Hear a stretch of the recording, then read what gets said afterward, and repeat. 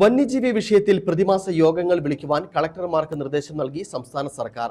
കാട്ടുപന്നികളെ കൊന്നൊടുക്കുവാനുള്ള ഉത്തരവ് ഫലപ്രദമായി നടപ്പാക്കുവാൻ തദ്ദേശ സ്വയംഭരണ സ്ഥാപനങ്ങൾക്കും നിർദ്ദേശം നൽകി. അതേസമയം ആക്രമണകാരികളായ കാട്ടുപന്നികളെ വെടിവെക്കുവാൻ ലൈസൻസ് ഉള്ളവരെ ലഭിക്കാത്തതാണ് പ്രതിസന്ധിക്ക് കാരണമെന്ന് ഗ്രാമപഞ്ചായത്തുകളും മറുപടി നൽകിയിട്ടുണ്ട്.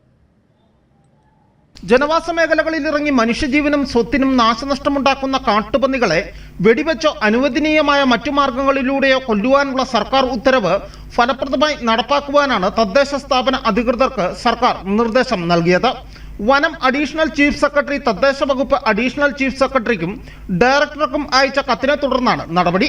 ഇതുവരെ ഓരോ തദ്ദേശ സ്വയംഭരണ സ്ഥാപനങ്ങളിലും ആക്രമണകാരികളായ എത്ര കാട്ടുപന്നികളെ ഉന്മൂലനം ചെയ്തു എന്നതടക്കമുള്ള വിവരങ്ങൾ ശേഖരിച്ച ശേഷമാണ് നടപടി ഉണ്ടായിട്ടുള്ളത്.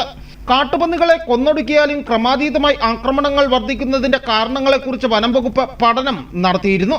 ക്രമാതീതമായി ഇവയുടെ എണ്ണം വർദ്ധിച്ചതാണ് പ്രതിസന്ധിക്ക് കാരണമെന്നാണ് വിലയിരുത്തൽ.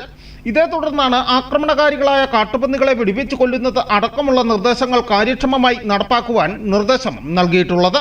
ഇതേസമയം വന്യജീവി വിഷയത്തിൽ പ്രതിമാസ യോഗങ്ങൾ വിളിച്ചു ചേർത്ത് ഫലപ്രദമായ ഇടപെടൽ നടത്താൻ ജില്ലാ കളക്ടർമാരോടും ഗവൺമെന്റ് ആവശ്യപ്പെട്ടിട്ടുണ്ട്.